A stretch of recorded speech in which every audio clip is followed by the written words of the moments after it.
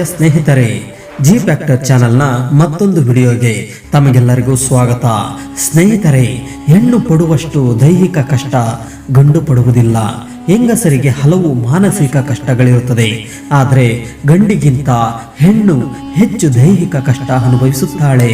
ಋತುಮತಿಯಾದಾಗ ಒಂದು ರೀತಿಯ ಕಷ್ಟ, ಗರ್ಭಾವಸ್ಥೆಯಲ್ಲಿ ಇನ್ನೊಂದು ರೀತಿಯ ಕಷ್ಟ, ಹೆರಿಗೆ ಸಮಯದಲ್ಲಿ ಒಂದು ಜನ್ಮ ಕಳೆದು ಬಂದ ಅನುಭವ, ಬಾಣಂತದಲ್ಲೂ ಮಾನಸಿಕ ಹಿಂಸೆ ಮತ್ತೆ ವೃದ್ಧಾಪ್ಯ ಸಮೀಪಿಸುತ್ತಿದ್ದಂತೆ ಕಷ್ಟ.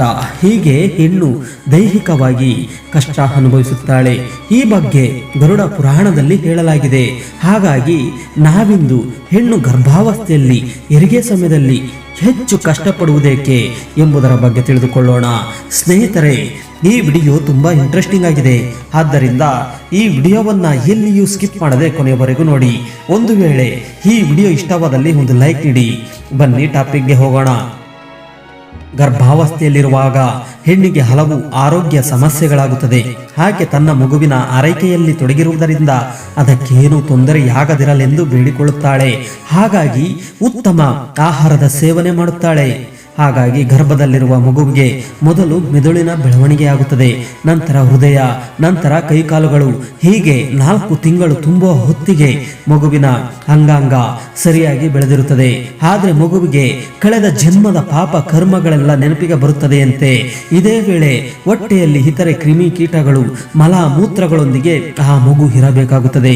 ಆಗ ಆ ಮಗು ದೇವರಲ್ಲಿ ಬೇಗ ಇದರಿಂದ ಮುಕ್ತಿ ಕೊಡಿಸೆಂದು ಬೇಡಿಕೊಳ್ಳುತ್ತದೆಯಂತೆ. ಆದರೆ ಅದಕ್ಕೆ ಕಳೆದ ಜನ್ಮದ ಪಾಪ ಕರ್ಮಗಳು ನೆನಪಿನಲ್ಲಿರುವ ಕಾರಣ ಅದಕ್ಕೆ ಮುಂದಿನ ಜನ್ಮದಲ್ಲಿ ತಾನು ಮನುಷ್ಯನಾಗಿ ಹುಟ್ಟುವುದೇ ಬೇಡವೆಂದು ದೇವರಲ್ಲಿ ಬೇಡಿಕೊಳ್ಳುತ್ತದೆಯಂತೆ. ಹಾಗಾಗಿ ಮಗು ಹುಟ್ಟುವ ಮುನ್ನ ದೇಹದಲ್ಲಿರುವ ಒಂದು ಅಂಶ ನಾಶವಾಗಿ ಅದರ ಕಳೆದ ಜನ್ಮದ ನೆನಪೆಲ್ಲ ಮಾಸಿ ಹೋಗಿ ಅದು ಜನ್ಮ ಪಡೆಯುತ್ತದೆ. ಹೀಗೆ ಹೊಟ್ಟೆಯಲ್ಲಿ ಕಳೆದ ಜನ್ಮದ ನೆನಪು ಮಲ ಮೂತ್ರಗಳೊಂದಿಗೆ ಕ್ರಿಮಿಯೊಂದಿಗೆ ಕೆಲ ಕಾಲ ಕಳೆಯುವ ವೇಳೆಗೆ ತಾಯಿಯಾದವಳಿಗೆ ದೈಹಿಕವಾಗಿ ತೊಂದರೆಯಾಗುತ್ತದೆ ಅಂತ ಹೇಳಲಾಗುತ್ತದೆ ಗರುಡ ಪುರಾಣದಲ್ಲಿ. ಓಕೆ ಫ್ರೆಂಡ್ಸ್, ಈ ವಿಡಿಯೋ ಇಷ್ಟವಾದಲ್ಲಿ ಒಂದು ಲೈಕ್ ಇಡಿ, ನಿಮ್ಮ ಸ್ನೇಹಿತರಿಗೆ ಶೇರ್ ಮಾಡಿ.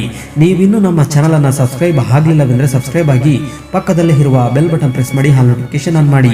ಈ ವಿಡಿಯೋದ ಬಗ್ಗೆ ನಿಮ್ಮ ಅನಿಸಿಕೆಯನ್ನ ಮುಕ್ತವಾಗಿ ಕಾಮೆಂಟ್ ಮಾಡಿ. Thank you for watching.